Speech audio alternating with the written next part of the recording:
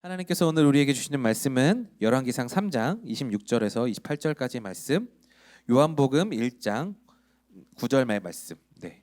요한복음 1장 9절의 말씀.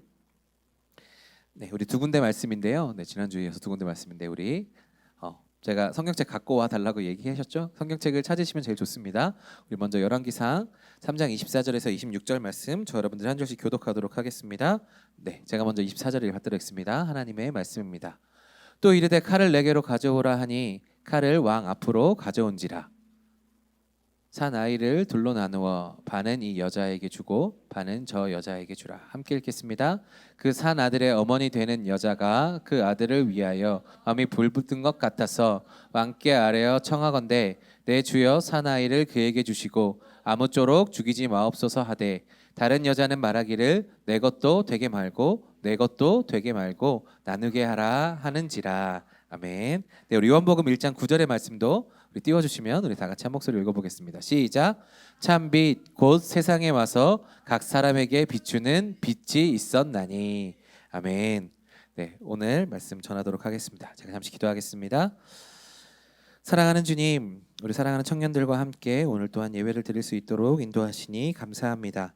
하나님의 말씀 가운데 우리가 바로 서기를 원합니다. 오늘은 참 빛이신 예수님에 대하여서 지혜의 말씀을 나누고자 합니다. 하나님, 우리 가운데 말씀하여 주시고 인도하여 주시고 아버지, 부족한 종의 모습이 아닌 하나님의 말씀이 살아있어 운동력 있고 우리 가운데 역사하는 시간 될 수 있도록 인도하여 주옵소서. 성령님 운행하여 주시고 함께하여 주셔서 주님의 크신 은총이 나타나는 귀한 시간 될 수 있도록 인도하여 주옵소서. 감사합니다. 예수 그리스도의 이름으로 기도합니다. 아멘. 네, 오늘은 참 빛, 어둠을 몰아내는 능력이라는 제목으로 말씀을 전하겠습니다. 제가 순간 적잖이 당황했던 이유가 뭐였냐면 제가 여러분들에게 성경책을 갖고 오라고 하고 제가 성경책을 안 갖고 올라왔어요. 네, 그래서 굉장히 당황스러운데 그래도 이제 혹시나 해서 적어놓은 게 있으니까 넘어가면 좋겠습니다. 네, 우리가 새해를 시작하면 가장 먼저 하는 행동 중에 제일 많이 떠오르는 것이 무엇인가요? 동해에 가서 해가 뜨는 것을 보게 됩니다. 우리 이제 작년에 벌써 작년이 됐네요. 12월 25일 끝나고 우리 새들과 함께 몇 명의 새들과 함께 속초에 가서 우리 해돋이를 보고 왔는데요. 좀 춥고 했지만 굉장히 나름 의미 있었던 그런 시간이라고 저는 자평하고 있습니다. 그런데 우리가 왜 새해가 되면 해가 떠오르는 것을 보게 될까요? 그것은 이제 어두운 것은 다 물러가고 새로운 희망이 떠오른다는 의미. 그러니까 우리가 지나갔던 2022년, 이제 우리가 지금으로 따지면 지나간 과거는 어둠으로 다 돌리고 이제 새롭게 나오는 그 빛으로 우리가 새로운 희망을 품게 되겠다. 우리가 새롭게 희망을 다지면서 나아가야 되겠다라는 마음으로 우리가 그렇게 동해에 나서 우리가 해 뜨는 것을 보게 돼요. 꼭 동해가 아니겠지만 우리가 해가 뜨는 것을 보는 것이 바로 우리가 새해가 되면 하는 것인데, 바로 빛 가운데 우리에게 주는 것이 바로 희망, 소망, 이런 것이 우리 가운데 메시지로 주어지기 때문이 아닐까라는 생각을 합니다. 오늘 예수님께서는 참 빛이시다라고 말씀하셨는데 예수님께서 우리 가운데 주시는 것은 바로 이 새해 우리가 나타나는 것처럼 우리가 우리에게 있었던 어두움을 몰아내고 이제 새로운 것들을 받아들이는 우리 희망이 가득 차는 그런 것이 바로 우리 예수님께서 우리 가운데 행하시는 것이다라는 것이죠.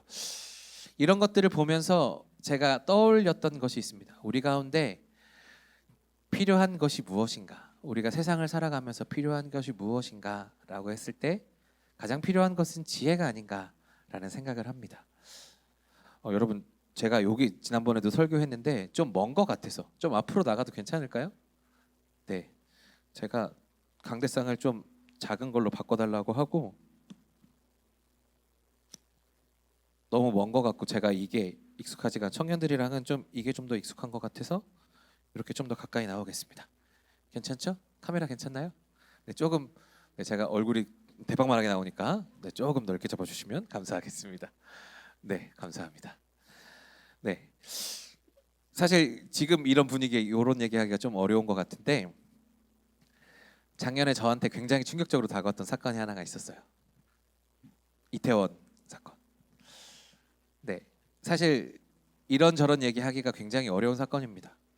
사실 이쪽에선 저런 얘기하고 저쪽에선 이런 얘기를 해서 그 피해를 당한 당사자들에게 상체기를 줄 수 있는 내용이기 때문에 사실 우리가 굉장히 마음이 무거워지는 내용이기도 하고 사실 지금 우리 나이대에 많은 사람들이 이제 목숨이 빼앗겼잖아요. 그것으로 인해서 우리가 여러 가지 고민들을 해보게 되는데 그것에 대해서 제가 지금 여기서 정확하게 이야기를 나눌 수는 없을 것 같아요. 그런데 그걸 보면서 저에게 드는 생각이 무엇인가 하면 우리가 이렇게 이야기하는 사람들과 저렇게 이야기하는 사람들 사이에서 지혜롭게 행동해야 되는 것이 아닐까.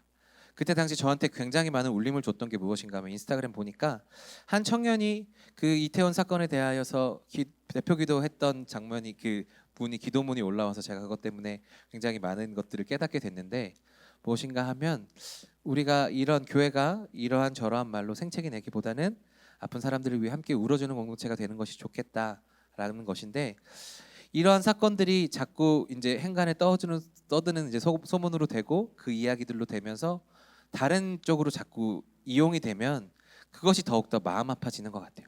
우리는 그들의 마음을 공감해줘야 되는 사람들이고 그들의 마음을 품어줘야 되는 사람들인데 그것들이 이런 이야기로 저런 이야기로 퍼져가면서 아프게 할 수 있는 그런 것들이 되잖아요. 우리가 의도하지 않아도 받아들이는 사람들에게 그렇게 될 수 있으니까 그런 상황에서 우리가 취해야 될 태도는 무엇인가 하면 뭉뚱그려서 지혜롭게 행하는 것입니다. 요즘 제가 국장님들이랑 계속해서 이야기하면서 들려오는 소식들이 여러 가지 술 문제들 때문에 고민하고 있는 청년들이 많다고 들었어요. 나중에 제가 여러분들과 함께 술에 대해서 좀 심도 있게 이야기할 수 있는 것이 있겠지만 우리에게 필요한 것은 무엇인가 하면 그 술도 우리가 신앙인답게 지혜롭게 대처해야 된다는 거죠. 세상 사람들이 지금 한국 사회에서 흘러가고 있는 음주의 문화가 뭔가 되게 낭만적이고 뭔가 이렇게 좀 그런 분위기로 흘러가고 있는 것 같아요.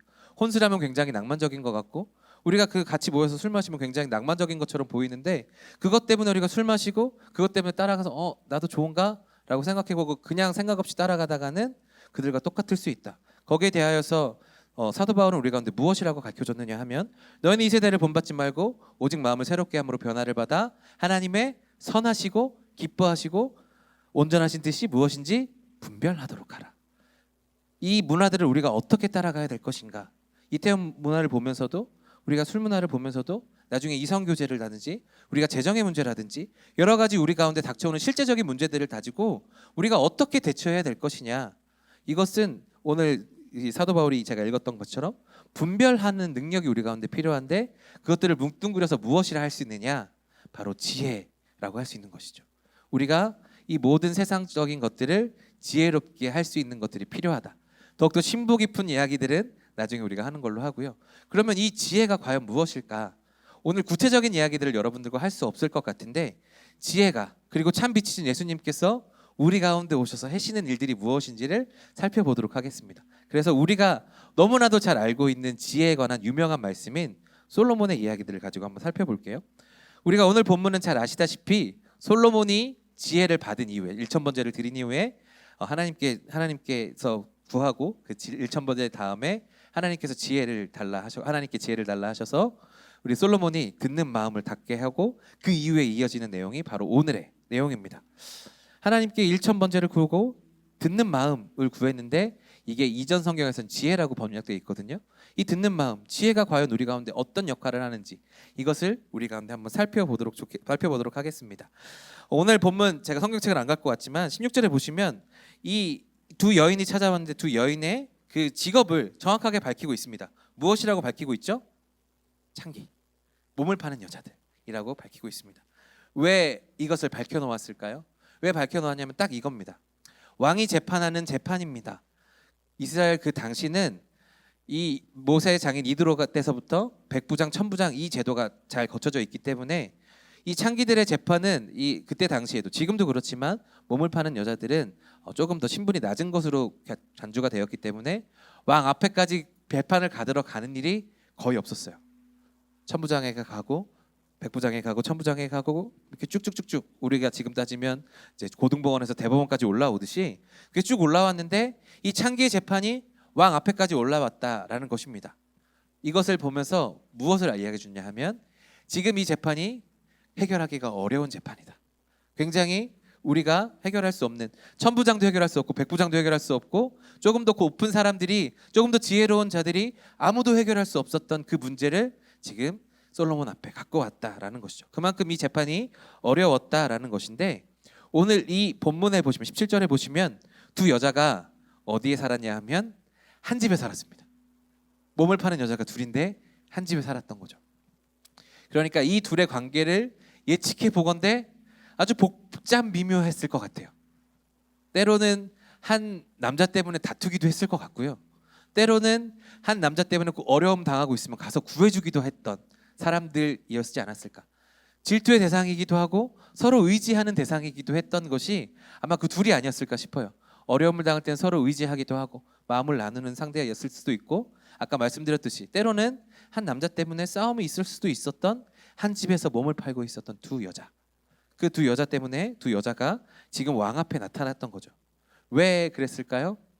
두 여인이 공교롭게도 비슷한 시기에 아이를 갖고 아이를 낳았습니다. 그런데 문제가 생겼죠. 밤에 한 명의 아이가 죽었는데 한 명이 그 아이가 서로 내 것이다, 살아있는 아이가 서로 내 것이다 라고 주장하고 있는 것이죠. 지금의 시대면 우리가 유전자 검사하면 되겠죠. 유전자 검사해서 바로 하면 나올 텐데 그때 당시엔 그런 게 없잖아요. 또 이 문제는 무엇인가 하면 몸을 파는 여자들이었기 때문에 아빠가 확실치가 않아요. 그러니까 엄마는 알 수 있지만 다른 사람들이 보기에 이게 누군지 분간이 안 되는 거예요. 나중에 아기를 낳아보면 알겠지만 생각보다 첫째를 받아들였을 때 남자들이 우리 아기 별로 안 이쁜데 라고 생각하는 사람들이 은근히 많다고 합니다. 왜냐하면 생각보다 쭈글쭈글하고 생각보다 작고 뭔가 이렇게 좀 이렇게 돼 있거든요. 그래서 아빠가 보기에도 그런데 나중에 남들이 보면 구분하기가 굉장히 어려워요. 그리고 우리가 뉴스에서도 봤다시피 뭐 산후조리원이나 산부인과에서 아이들이 바뀌는 경우가 있다라고 하잖아요. 그만큼 어린 아이들은 분간하기가 어렵습니다. 서로 한 명은 참말을 하고 한 명은 거짓말을 하는데 이게 누구의 말이 진짜인지를 알 수가 없는 거죠. 그런 상황이 바로 오늘 문제입니다. 그런데 오늘 이 사건에, 이 재판에 해결할 수 있는 실마리는 어디에 있느냐? 바로 이 지혜에 있다라는 거죠. 두 명 중에 누가 거짓말을 하고 있는지를 지혜의 말씀으로 깨닫게 하는 것. 누가 거짓말이고 누가 참말인지를 가려내는 것인데 그 두 명의 여인의 마음에 있는 진실을 파헤치는 것이 바로 오늘 해야 되는 말씀입니다. 그런데 오늘 본문에 보면 이 두 여인들의 속마음이 드러나 있습니다. 어떻게 그들의 마음이 감추어져 있는지, 그들의 마음을 찾을 수 없는 그 엄마들의 마음에 있어야 되는 그런 마음들이 없는 것을 오늘 말씀을 통하여서 알 수 있게 됩니다. 이 것들을 함께 살펴보도록 하겠습니다. 성경이 있으신 분들 함께 우리 19절 말씀, 우리 19절의 말씀 다 같이 한 목소리로 읽어보겠습니다. 시작. 그런데 밤에 저 여자가 그의 아들 위에 누움으로 그의 아들이 죽으니 라고 합니다. 엄마가요, 아들과 함께 잠을 자고 있는데 엄마가 그 아들 위에 누움으로 그 아들이 죽었다라는 거죠. 여러분, 이럴 수 있는 일입니다. 그래서 산부인과에서는 뭐라고 이야기하냐면 아이들 따로 놓고 자라고 이야기해요. 왜냐하면 자는 사이에 진짜 이런 일이 일어날 수도 있으니까 이야기하는 거죠. 그런데 저는요, 조금 생각이 달라요. 엄마들의 사랑이 보통 어느 정도냐 하면 엄청나요. 정신력으로 아픈 것도 이겨내는 게 엄마들의 마음이거든요. 엄마는 정신을 잃을 정도로 보통 잠을 자지 않아요. 보통 엄마들이 잠을 자면 내가 혹시나 우리 아이를 이렇게 덮을까봐 항상 긴장하면서 자는 게 엄마들의 마음이거든요. 이게 그런 마음이 오늘 이 앞으로 엎었다라는 것을 보면 이 여인에게 그러한 아이를 사랑하는 마음이 없었다라는 것을 증명해주는 단초입니다. 제가 그런 경험을 한 적이 있어요. 우리 아이 때가 아니고요. 제가 예전에 청년 때 장애인 부서 선생님을 했었거든요. 장애인 부서니까 애들이 얼마나 이렇게 밤에 잘 때 꼭 옆에 두고 자야 됩니다. 저는 찬양 인도를 그때도 했어서 좀 상태가 좋은 애들을 좀 이제 곁에 두시고 다른 사람들은 이제 좀 어려운 지체들을 좀 곁에 두게 하셨는데 한 명 선생님이 제가 이제 그때 당시 좀 베테랑이었거든요. 한 5년 정도 하고 있었었는데 굉장히 말을 안 듣는 아이 하나가 있었는데 좀 뺀질스러운 청년 선생님이랑 붙여준 거예요. 계속 애를 안 돌보고 자기 친구들이랑만 노는 거예요. 근데 잘 때도 좀 불안해서 어떻게 했냐면 이 옆에는 제가 돌보는 조금 상태 좋은 친구, 여기는 조금 어려운 친구를 옆에 두었습니다. 그 친구가 한 7살 정도 됐는데 언제 밤에 밖에 나갈지 몰라요. 그래서 제가 옆에 두고 이렇게 자고 있었습니다. 분명히 저는 자고 있었다라고 생각했거든요. 근데 새벽 한 2시쯤 됐을까? 근데 갑자기 여기서 애가 물! 이러고서 일어나는 거예요. 그럼 제가 어떻게 했을까요? 물! 하고 일어났는데 여기 있어 하고 바로 끊어줬습니다. 그러니까 이 아이가 일어나는데 나는 분명히 자고 있었는데 얘 때문에 신경을 쓰고 있는 거죠. 그러니까 얘가 물 하고 일어났는데 나도 반응이 바로 일어나서 여기 있어 하고 바로 준 게 이 선생님의 마음이었거든요. 선생님의 마음도 이럴진데 이 아이를 직접 배 아파서 낳는 엄마들의 마음은 오죽할까요? 저는 이것이 엄마들의 보통의 마음일 거라고 생각이 드는데 오늘 나온 이 여인, 아들 위에 몸을 덮쳐서 아이를 죽게 만든 이 엄마의 마음에는 그러한 모성애가 결여됐다라는 것을 말씀을 통해서 찾아낼 수 있었습니다. 본의 아니게 아들을 죽인 엄마에게서는 그런 것들을 찾을 수가 없다라는 것이죠. 그런데 이것은 단지 이 아들을 죽인 이 여인만의 문제는 아니었습니다. 아들을 살린 여인에게도 문제가 있었습니다. 우리 다 함께 21절을 함께 살펴보겠습니다. 21절 함께 읽어보겠습니다. 시작. 아침에 내가 내 아들을 젖먹이려고 일어나 본즉 죽었기로 내가 아침에 자세히 보니 내가 낳은 아들이 아니더이다. 아멘. 자, 오늘 아침에 몇 번 기록되어 있어요? 2번. 아침에 기록되어 2번이나 기록되어 있어요. 왜 아침을 2번이나 기록하고 있을까요? 두 개의 시간이 다르다는 얘기예요. 그래서 세 번역에는 어떻게 되어 있냐면 앞에 아침을 새벽으로 번역하고 있고 뒤에 아침은 아침으로 번역하고 있어요. 무슨 말이냐 하면 새벽에 뭐 깼는데 어떤 이유인지 모르겠는데 깼는데 내가 젖 먹이려고 깼는데 애가 죽었어요. 그러면 여러분 어떻게 해야 돼요? 내가 사랑하는 아들이 지금 죽었어요. 새벽이라고 내가 다시 피곤해서 자고 다시 잤다가 일어날 수 있어요? 아니죠. 내가 사랑하는 내 아들이 죽었으니까 바로 일어나서 어떻게 해? 막 이러면서 호들갑을 떨어야 되는 게 그 엄마의 마음이 아닐까요? 근데 일어나 본즉 죽었기로 아침에 다시 본즉 내 아들이 아니다. 뭐예요? 이 아들이 죽어도 별 상관이 없는 거죠. 내가 새벽에 봤는데 새벽 미용에 봤는데 아들인지도 모르고 봤는데 죽었어. 그래 어쩔 수 없지. 얘 죽어도 어쩔 수 없는 아이야 라고 생각하고 아침에 다시 봤는데 내 아이가 아닌 거예요. 그러니까 이 아이를 살렸던 이 엄마에게도 이 여인에게도 모성애는 결여되어 있었다라는 거죠. 이게 사실 엄마들에게 나타날 수 있는 그냥 일반적인 사랑은 아니죠. 그러니까 이 두 여인 둘 모두에게도 아이들이 사랑의 대상이 아니었던 겁니다. 누가 아버지인지도 알지도 못하고 아이가 생긴 동안 몸을 팔 수가 없어서 생계에 지장이 생겼을 수도 있고요. 몸을 팔아서 자기네 몸 건사하기도 어려운데 자녀가 생겼는데 이 자녀가 생긴 게 마냥 즐겁지만은 않은 것이 이 두 여인의 상태였다라는 것이죠. 자연스럽게 축복받는 가운데서 태어난 생명들이 아니었기 때문인지 모르겠으나 어쨌든 이 여인들에게는 이 아이를 사랑하는 마음이 결여돼 있었다라는 거죠. 모성애가 없었다라는 것을 의미합니다. 그런 마음에 이제 투영이 되어서 자녀를 온전하게 사랑할 수 없었던 것인데 소중한 생명인데 그 생명을 아낄 수 없는 그런 상황이 이 두 여인에게 펼쳐져 있다라는 거죠. 여러분 이것이 어둠인 것 같아요. 사랑을 하는 사랑할 대상이 있으나 사랑을 해줘야 되는 대상이 있으나 그들을 사랑할 수 없는 마음. 엄마이지만 자녀를 사랑할 수 없는 마음. 이것은 어둠인 것 같아요. 엄마로서 자신이 배 아파 낳은 이 아이를 자연스럽게 사랑할 수 없는 이런 상황들이 어쩌면 어둠이 아니었을까. 엄마도 그들의 마음도 그들의 욕망을 해결했던 그 여인들을 통해서 욕망을 해결했던 그 남성들도 다 어둠에 속한 것이겠다라는 생각을 합니다. 그런데 이 이야기를 들 솔로몬은 어땠을까요? 두 여인의 이야기를 들으면서 어떻게 이것들을 해결할 수 있을까? 저는 하나님께 기도했다라고 생각해요. 하나님, 제가 이 판결을 어떻게 할 수 있을까요? 듣는 마음을 저에게 주십시오. 지혜를 저에게 허락하여 주십시오. 하나님의 음성을 저에게 들려주십시오 라고 기도했는데 하나님께서 솔로몬에게 응답을 주신 거죠. 솔로몬은 머리에 스파크가 튄 겁니다. 해결할 수 있는 번뜩이는 지혜가 떠오른 거죠. 우리가 이렇게 사다 보면 생각이 떠오르면 머릿속에 전구가 딱 켜진 것 같은 그런 때가 있잖아요. 아마 솔로몬의 그 머릿속에 가득 차 있던 어둠이 사라지고 빛으로 가득 찬 그런 느낌이 들었을 겁니다. 솔로몬이 명령한 것이 25절에 나와 있는데요. 우리 25절의 말씀도 다 같이 한 목소리로 읽어보겠습니다. 시작.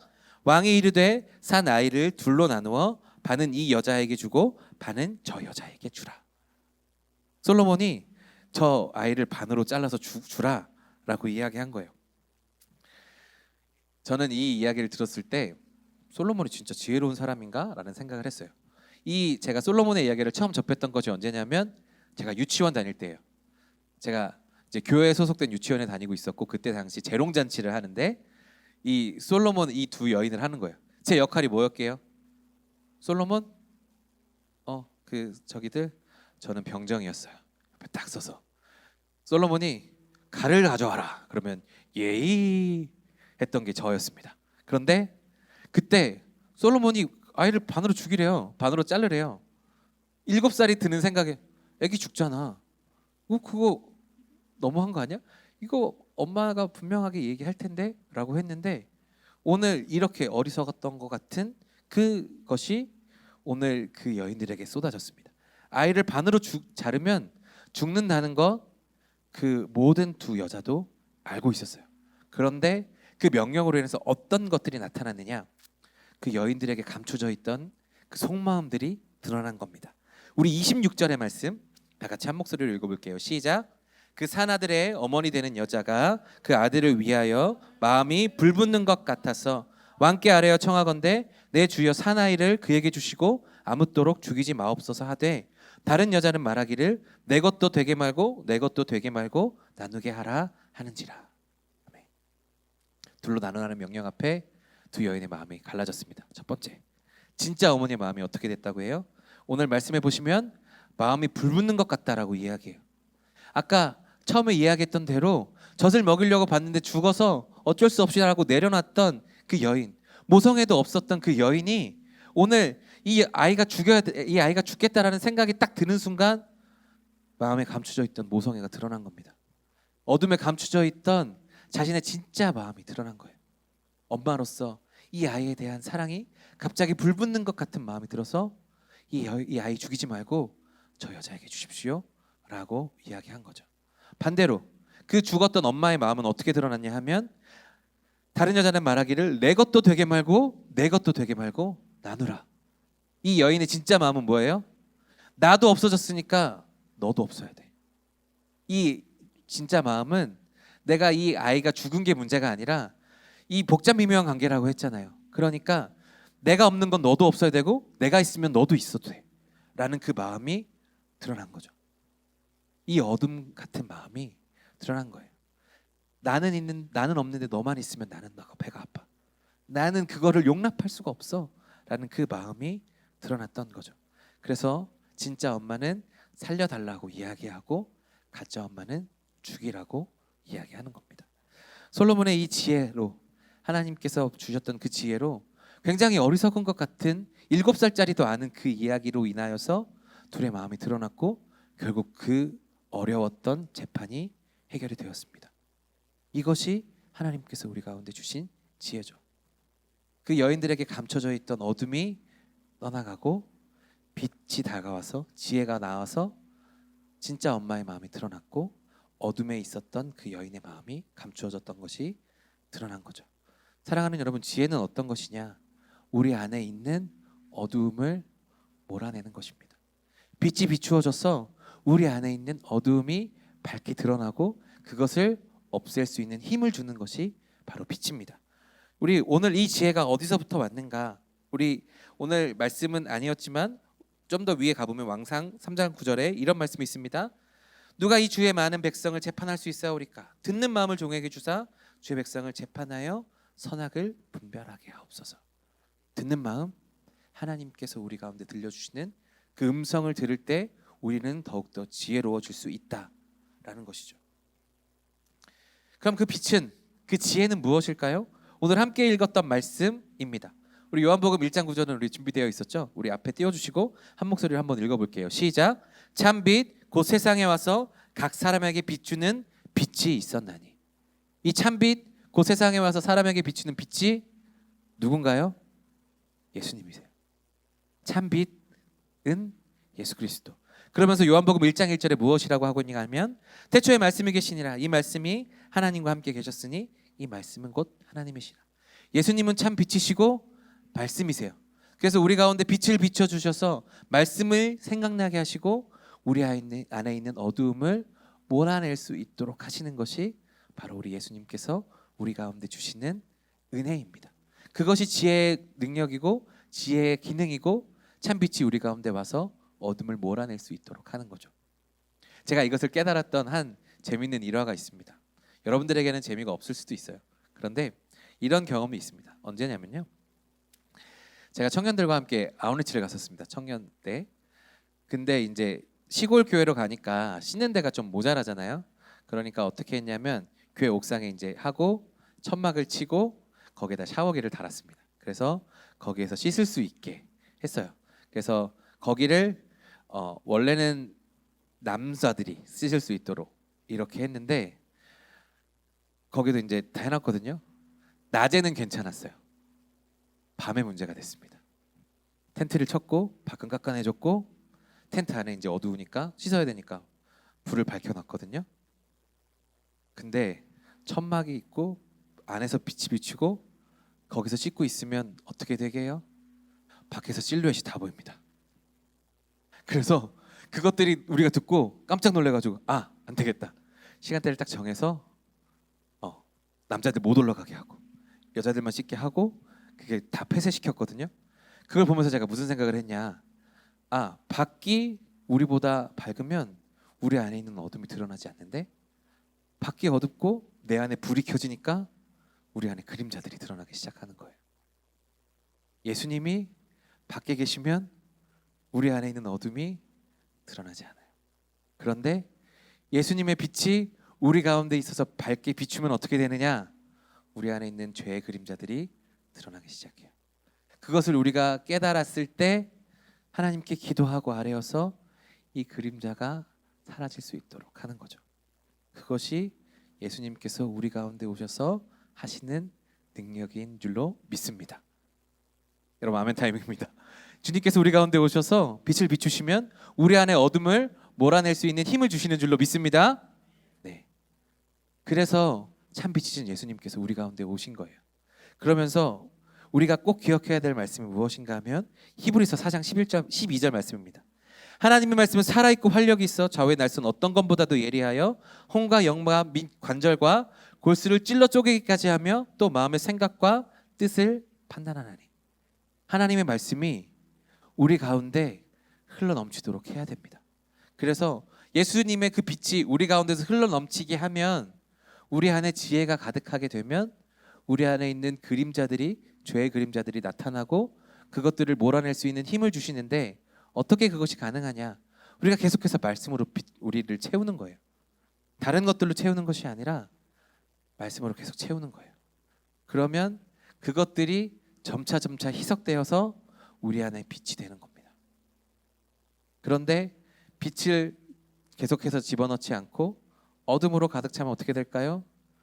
우리는 어느 순간 예수님의 것들이 다 나아가고 예수님은 내 몸 밖에 있고 내 중심 밖에 있고 우리 안에는 어둠만 가득 차게 되는 거죠. 아까 말씀드렸던 여러 가지 문제들, 술이나 이성 문제나 이 모든 것들의 가장 기본 원리는 이겁니다. 그것을 하지 말라가 아니고요. 우리 안에 그것들로 계속 차는 겁니다. 그렇다고 술을 마셔도 된다는 얘기는 아닙니다. 이건 다시 나중에 얘기할게요. 그런데 중요한 것은 무엇인가 하면 술을 채우는 것보다 말씀을 채우는 게 우리 가운데 기쁨이 되었으면 좋겠습니다. 우리 안에 예수 그리스도의 능력이 가득 차는 것을 기뻐하는 우리들이 되었으면 좋겠습니다. 그것이 우리의 지혜죠. 우리가 세상을 살아갈 수 있는 지혜가 어디서 나오느냐? 우리의 능력으로 나오는 것 아닙니다. 우리의 어떤 잘남으로 나오는 것 아닙니다. 예수 그리스도의 말씀, 예수 그리스도의 그 빛을 우리 가운데 계속해서 비추어서 우리가 그것들로 우리의 어둠을 몰아내는 겁니다. 계속해서 예수 그리스도의 빛을 흘려보내서 우리 안에 어둠들이 없어지고 희석될 수 있도록 만드는 거예요. 처음에는 우리의 어둠이 반 50대 50이었을지 모르겠으나 예수님의 빛을 계속 채우면서 그 빛이 49%, 40%, 30%, 10% 그렇게 없애져서 하나님의 빛으로 가까이 나아가는 것이 우리가 지혜롭게 행동하는 것이죠. 반대로 그것이 아니라 세상의 것들을 가득 계속해서 채우면 우리의 빛은 점점 더 없어지고 우리의 빛은 50%에서 40%로, 40%에서 30%로 나아가게 됩니다. 사랑하는 여러분, 무엇을 해야 될까요? 빛을 내 마음 가운데 계속해서 채우십시오. 그것들을 할 수 있는 가장 좋은 것은 말씀을 읽는 겁니다. 말씀을 묵상하고 특세 나오고 계속해서 예배 자리에 나오고 설교를 유튜브에서 설교도 많이 듣고 유튜브에서 찬양도 많이 듣고 우리가 뭐 가끔 계속해서 보고 있는 것들을 끊어내는 게 아니라 그것 가운데 계속해서 하나님의 말씀을 불어일으키는 거죠. 그렇게 되면 우리 안에 어느 순간 온전한 그리스도인이 되어가는 모습들이 나타난다라는 것입니다. 우리 마음에 예수님이 가득하게 되기를 간절히 소망합니다. 그런 여러분들 되기를 간절히 축복합니다. 마지막으로 이 이야기만 하고 마칠게요. 제가 감명 깊게 읽은 이야기가 있어요. 계속해서 인상에 남는 게 있어요. 뭐냐 하면 인디안들의 이야기예요. 들어보셨던 분들도 계실 거예요. 우리 마음에는 흰 늑대와 검은 늑대가 계속 싸워요. 때로는 흰 늑대가 이기기도 하고 때로는 검은 늑대가 이기기도 해요. 이 흰 늑대는 아까 우리가 말씀드렸던 대로 그런 우리의 사랑과 희망과 소망을 주는 그런 것들이라면 검은 늑대는 우리 가운데 어둠을 갖다 내고 죄악된 것들, 우리 욕망 같은 것들을 드러내는 겁니다. 그런데 여기서 꼭 한 명이 질문을 하죠. 그러면 누가 이겨요? 마지막에 누가 이겨요? 그러면 이 이야기를 해준 사람이 뭐라고 대답하는 줄 아세요? 네가 먹이를 주는 쪽.